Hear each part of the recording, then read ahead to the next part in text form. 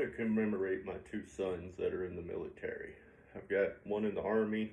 I always wear this hat for him, and I have Army shirts. And I've got one in the Navy. He's over in Japan right now. My Navy son, he's the younger of the two, not by much. They're just 2 months apart. Uh, just he is probably the one that I'm really proud of because he did it on his own.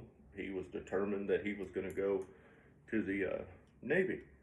Well, he has autism. He's on the spectrum. He's not as severe as his oldest brother. My oldest son, he's 25 and he's autistic, and Draven is 21, and he did it all on his own, man. I have to say, I was very proud of him. I told him, I said, Draven, I don't think they're going to take autistic kids.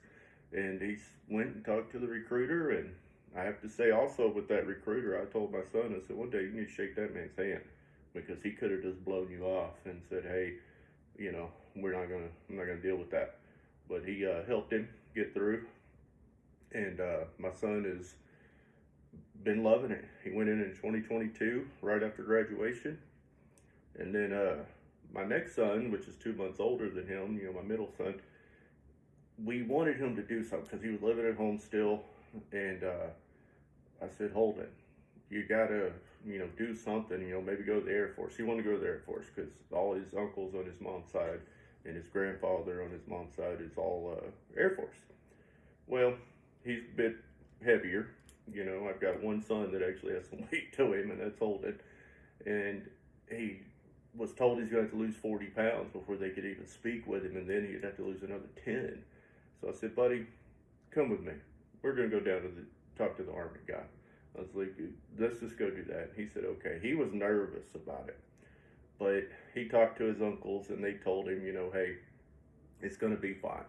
And I always told him, I said, look, dude, you want to be in metal fabrication, you want to, do all this stuff, you need to go to the military if you don't want to have to pay for it, because they're going to literally let you do what you want to do, and they're going to train you to do it, but they're going to pay you also like it's a job.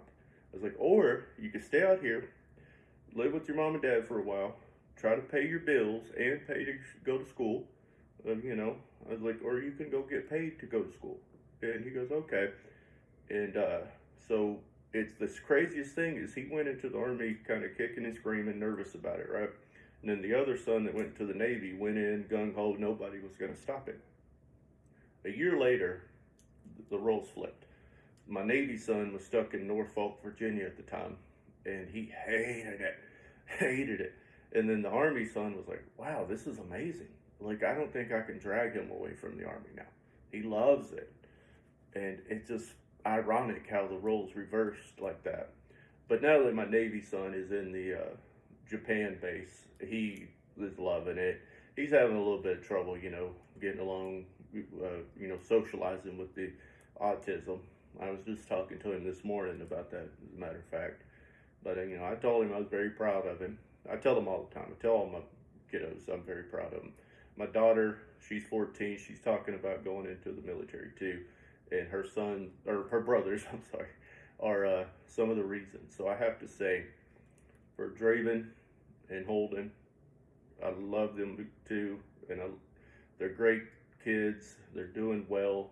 They take all the anxiety that a parent has about whether your kids are going to be successful. They take that away from me in a good way. And man, I'm so thankful that they were responsible enough, especially Draven. I have to admit, Draven led by example. And I'm just very, very proud of them. And I'm glad that they're in.